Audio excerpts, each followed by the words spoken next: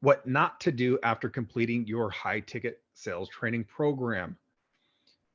If you've been able to land a sales opportunity or multiple sales opportunities, the one thing that we really don't want to do and want to avoid is bouncing from one sales opportunity to the next with no rhyme or reason.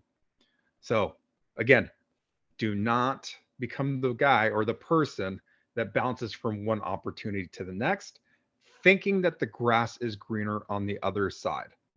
So what I mean by this, let's just say you land a sales opportunity and it's very suspect, or hey, maybe you're not making money. Okay, the first question that I'm going to ask you is it you or is it the offer? And again, this goes back to knowing how to properly vet and qualify every sales opportunity. If you know how to properly vet and qualify every sales opportunity, you typically wouldn't find yourself in this situation. Okay, but let's just say you find yourself in a situation on an offer where, hey, you're maybe not making that much money. Is it you or is it the offer? That's the first question you got to ask yourself. Do they have the processes? Do they have the systems in place? Do they got the the qualification? Do they've got the do they got the sales funnel? Is the pay or the compensation, is that there? Do they have their offers together? Like all these different components of the business, it does come into play here.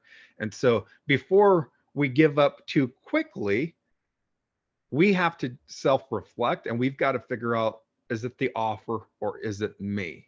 Because you can take an extremely talented SDR or closer, put them on a crappy offer where they can still make money. Is it going to be more challenging? Absolutely. But can they still make money? 100%.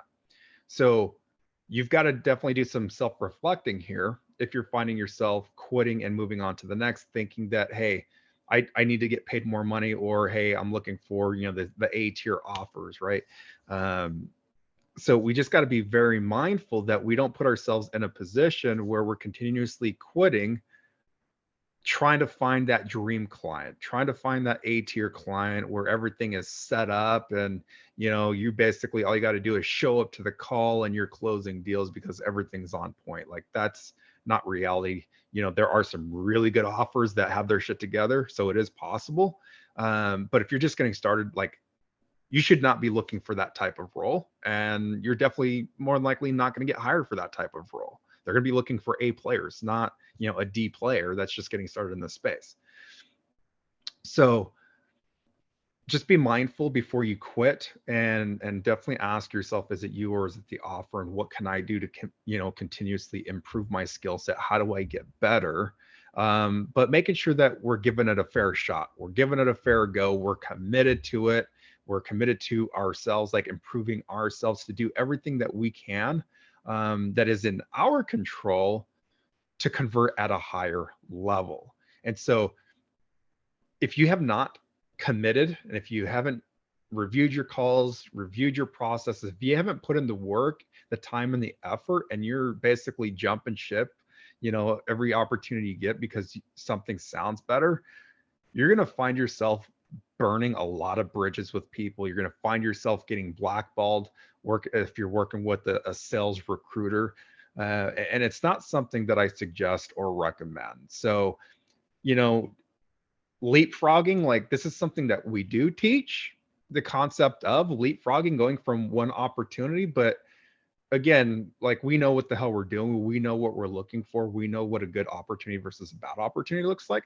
So, like, yes, we teach our students to get their foot in the door, build out that offer as long as it makes sense, build a consistency, continuously build your skill set, improve on your skill set. But as time goes on, like, yeah, we want to start networking with other opportunities that are, let's just say, within our niche market, something that we're passionate about, and build those networks, right? And those relationships. That way, when the time comes, like when you've been able to consistently generate revenue and get really good at your skill set, as far as like setting appointments, now we can definitely be open-minded to looking for a better opportunity or networking, where we can find ourselves being referred to a better opportunity. But we should always be leapfrogging upward, vertically, but not to the point where it's every month. No, it's like we want to avoid that.